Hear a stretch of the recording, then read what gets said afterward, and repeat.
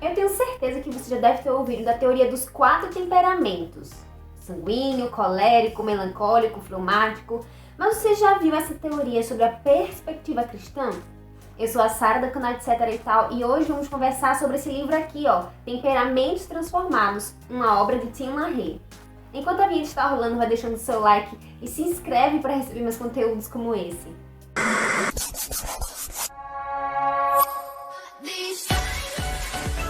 Tim LaHaye foi um renomado conferencista, pastor e educador que publicou mais de 40 livros publicados em mais de 30 idiomas. Nesse seu livro aqui, Temperamentos Transformados, que foi publicado pela primeira vez em 1971, ele nos convida a analisar a teoria dos 4 temperamentos sobre a perspectiva cristã.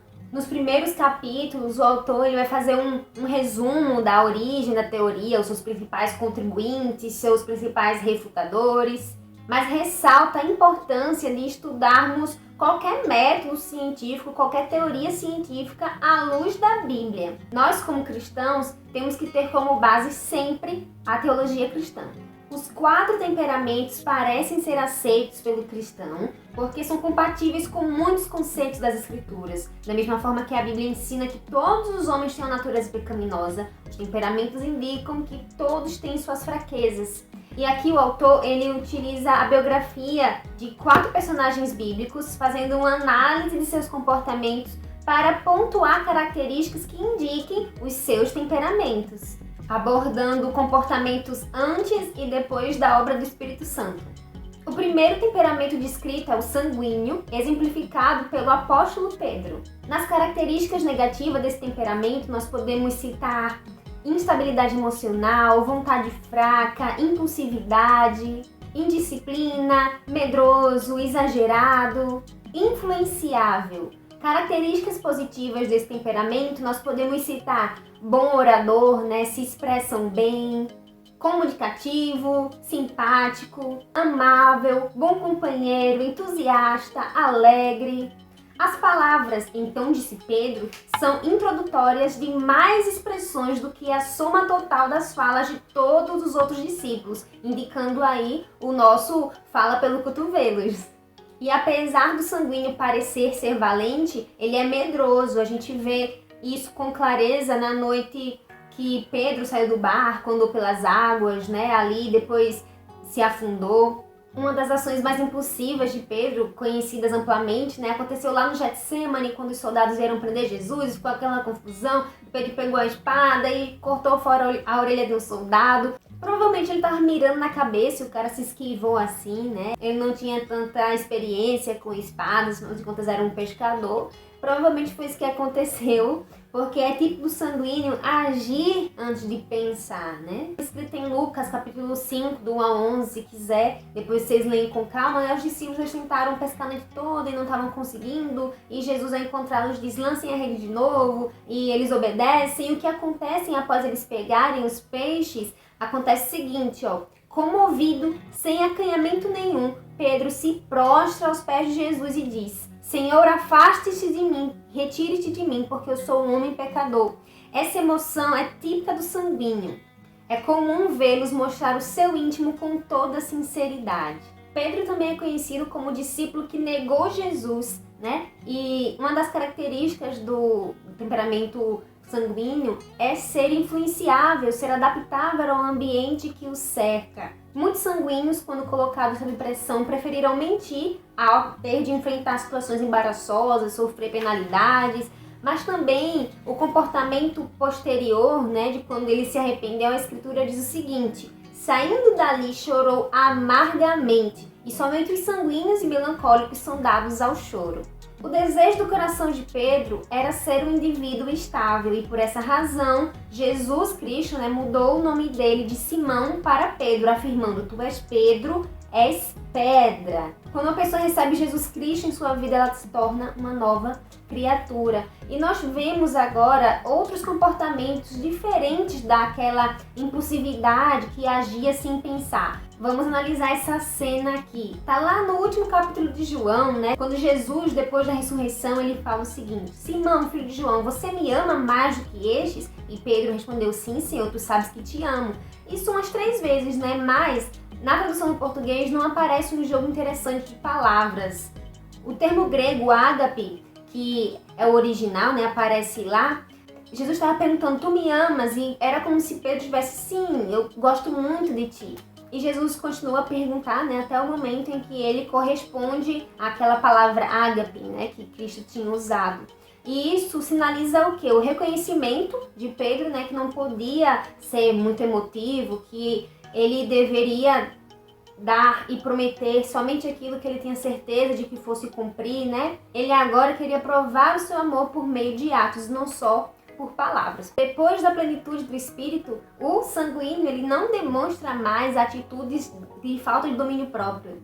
Vamos lá para o dia de Pentecostes. Ali, os habitantes, né, de Jerusalém, eles começaram a zombar dos discípulos que falaram em línguas e foi Pedro que se levantou ousadamente, né, para pregar para eles, apesar de qualquer zombaria. E se vocês estudaram lá em Atos 2, né, nós temos ali um acréscimo, né, uma conversão de cerca de 3.000 pessoas. Isso porque os sanguíneos, eles costumam ser bons oradores, né, como nós já vimos, e quando transformados, quando permitem o agir do Espírito Santo, eles se tornam também bons pregadores. Lá em Atos 4, nós vemos também uma situação que o pessoal ali, os principais sacerdotes, chamaram os apóstolos para um interrogatório e Pedro respondeu às acusações com grande coragem, ousadia e temor. Pouco tempo antes, Pedro negou, né, veemente e repetidamente, né, ele negou 3 vezes que estava com Jesus e agora nós vemos o quê? Sobre uma pressão ainda maior, alguém que foi fiel a Cristo. Essa ousadia é somente pelo Espírito Santo. O autor cita muitas outras coisas, muitos outros pontos, situações, mas não me cabe dizer aqui, né? Você vai ter que ler tanto o livro quanto a Bíblia, né? Para caçar esses comportamentos. Mas vamos lá para o segundo comportamento que é estudado aqui, né? Que é abordado aqui, é o colérico. E é exemplificado pelo apóstolo Paulo. Características negativas desse temperamento colérico, nós temos a ira, né? Nós temos a impaciência, temos a autossuficiência, prepotência, teimosia e insensibilidade. Características positivas aqui nós podemos citar principalmente como um instinto nato, né, de liderança, otimismo, praticidade, força de vontade, decisão. Antes dele ter um comportamento transformado pelo Espírito Santo, Paulo, que antes era Saulo, ele era e foi conhecido como uma pessoa que perseguiu grandemente os cristãos daquela época. Em Atos, durante aquela passagem do apedrejamento de Estevão, nós temos inclusive uma inferência ali de que ele estaria liderando aquele montim. Porque lá em Atos 7 diz o seguinte: as testemunhas deixaram seus bancos aos pés de um jovem chamado Saulo. E alguns comentaristas sugerem que o fato de colocar roupas aos pés de Saulo indicaria dele ser o líder daquele grupo. Mesmo após a sua conversão, nós temos alguns indícios ainda da velha natureza aparecendo vez ou outra. Vamos lá ver. Durante a sua viagem, né, quando Paulo ele chegou a Tiro, o Espírito Santo ele revelou por meio dos discípulos que não era para Paulo ir para Jerusalém, mas ele fez o que? Ele seguiu obcecado ali, né, com aquela ideia de que tinha que chegar a Jerusalém. E a Bíblia nos conta o quê? Como não pudemos dissuadi-lo, desistimos e dissemos, seja feita a vontade do Senhor. Ou todos os discípulos estavam errados, ou Paulo, né? E acontece que os coléricos são teimosos e têm uma vontade de ferro. Para fazer um colérico mudar de ideia, meu amigo. Em Atos 15 também, na segunda viagem missionária de Paulo, né, que ele estava com Barnabé, é conhecido, né, aquela discussão que Paulo e Barnabé têm, né, e a Bíblia diz assim, ó, tiveram um desentendimento tão sério que se separaram. Isso porque Barnabé estava querendo levar o sobrinho dele, né, lá junto deles, e Paulo não estava querendo. Isso porque o colérico ele não tolera desistentes, então Paulo estava decidido a não tê-lo como acompanhante. E alguns cristãos interpretam essa passagem como uma maneira do Espírito Santo ter criado uma situação para que abençoasse 2 viagens diferentes, né? Tanto que Deus abençoou cada um, né? Cada um prosperou. Mas convenhamos, o Espírito Santo não precisaria daquela contenda, né? Isso aí já sinaliza um pouco, né, do coração duro ainda. Mostrar compaixão e tolerância são coisas difíceis para o cristão colérico desenvolver. Mas após a transformação do Espírito Santo, nós vemos uma outra face de Paulo. Em Romanos, o apóstolo ele escreve o seguinte: eu tenho grande tristeza e constante angústia em meu coração. Eu até desejaria ser amaldiçoado, separado de Cristo por amor de meus irmãos, os da minha raça, o povo de Israel. Paulo aqui está dizendo, gente, que ele abriria a mão da sua salvação se tivesse a certeza de que os seus outros irmãos lá de Israel, eles alcançassem. Que amor, né? Que nível de amor ele alcançou. Somente pela ação do Espírito Santo alguém é capaz de falar coisas como essa. O Espírito Santo conhecia bem a necessidade que Paulo tinha de humildade. Em 2 Coríntios, o próprio apóstolo Paulo ele comenta o seguinte: para impedir que eu me exaltasse por causa da grandeza dessas revelações, foi me dado um espinho na carne. E essa passagem exemplifica uma adversidade física aprovada pelo Espírito para manter ali, né, o cristão humilde, dependente do Senhor. Podemos concluir que Paulo tinha que se esforçar para ser humilde, como ocorre na grande maioria dos cristãos coléricos, né, que eles lutam muito contra a prepotência e o orgulho. O terceiro temperamento descrito aqui é o melancólico, exemplificado por ninguém menos que Moisés. Como características negativas do temperamento, nós podemos pontuar o pessimismo, a questão de ser vingativo, o complexo de inferioridade. Podemos pontuar as características positivas como sendo alguém sensível, alguém leal, idealista e também dedicado. Nós podemos ver esse complexo de inferioridade no momento que Deus está chamando Moisés ali na sarça ardente, né? Ele começa a dar várias desculpas, né? Eu não tenho talento, eu não consigo falar em público, eu não tenho conhecimento. E por fim ele acaba dizendo realmente o que está pensando, né? Eu não quero ir, manda outro que eu não quero ir. As desculpas que Moisés deu a Deus quando conversaram são um exemplo típico da depreciação que os melancólicos fazem de si mesmos.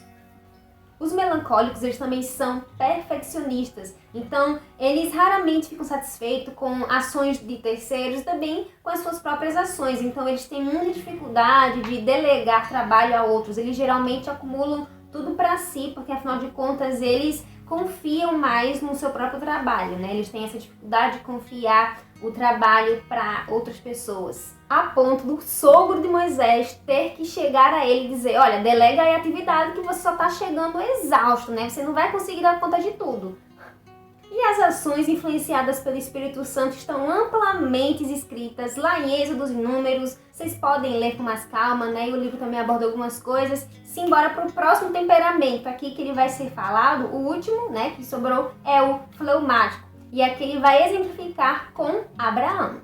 Características negativas nós podemos pontuar alguém indeciso, desconfiado, passivo e covarde. Características positivas: alguém acessível, diplomático, conservador. A característica de ser pacífico nós podemos ver quando Abraão, né, os pastores de Abraão e de Ló, eles brigam entre si e Abraão oferece o seguinte, para que não haja desavença entre mim e você, afinal de contas somos irmãos, né? Vamos nos separar, se você for para a direita eu vou para a esquerda, né? E pode escolher onde você quer ficar. A covardia de Abraão é citada, vou pontuar aqui 2 vezes, né? Quando ele e a sua mulher, eles estão passando lá pelo Egito e ele diz, vamos dizer pro povo que a gente é irmão, para eles não me matarem, né? Vai que eles querem você e eles me matam. Nós temos a passividade de Abraão, né? Também descrita lá em Gênesis, que Sarai influenciava muito seu marido, né? Ela sugeriu que ele pegasse a serva egípcia, que tivesse um filho com ela, e depois que teve o filho, mandou expulsá-la de lá, né? Enfim, a inclinação natural do fleumático para promover a paz é não se envolver com grandes conflitos. Mas Deus modificou seu temperamento, né? Ele se tornou o chefe da família. Sara finalmente conhece ele como líder do lar espiritual. Lá em 1 Pedro, né, cita algo assim. E nós veremos também como Abraão se tornou uma pessoa que não é à toa chamado de o pai da fé. Quando ele chega naquele momento de sacrificar o seu filho Isaac, né, e ele segue em obediência. Então, para alguém que mentiu no Egito dizendo que a esposa era a irmã, entregar o filho sem grandes reclamações somente pela obra do Espírito Santo. Então, é realmente necessário eu conhecer a teoria para ter o meu temperamento transformado pelo Espírito Santo? A resposta, obviamente, é não. Esses personagens bíblicos e tantos outros ao longo da trajetória cristã, né, vários grandes homens de Deus por aí que não conheceram a teoria e tiveram sua mente transformada e foram grandemente usados por Deus, eles não conheceram a teoria. A teoria é uma ferramenta. O que fazer para ter meu temperamento transformado pelo Espírito Santo? Se examinar, reconhecer os seus pecados, se entregar a Deus, né, se submeter a Ele e pedir sempre, toda hora, todo momento, auxílio do Espírito Santo. E, sobretudo, entender que não é uma fórmula mágica, que não vai ser de uma hora para outra, que até o fim da nossa vida nós vamos ser continuamente lapidados pelo Espírito Santo. Mas então, Sara, se não é necessário, por que eu tenho que ler esse livro? Eu vou te dar 3 bons motivos para você ler esse livro aqui. O primeiro é que o autoconhecimento vai te dar segurança e foco. O segundo é que você não vai só se conhecer, né? Você vai também passar a conhecer os seus amigos e familiares e você vai passar a compreender que certas atitudes não é só com você, isso é característica da natureza daquela pessoa. Então vai diminuir aí alguns conflitos, né? O terceiro, mas não menos importante motivo é que ao conhecermos o lado humano e quando nós nos identificamos com esses personagens que tanto admiramos, gera um encorajamento nosso, né? Porque afinal de contas, se Deus mudou o coração deles e os usou como os usou, nós também podemos ser transformados e usados para a obra do Senhor. Eu vou ficando por aqui, eu agradeço a companhia. Se gostou do vídeo, não esquece o like, se inscreve no canal para não perder nada por aqui. Eu te convido a me acompanhar no Instagram. Um beijo, até o próximo vídeo.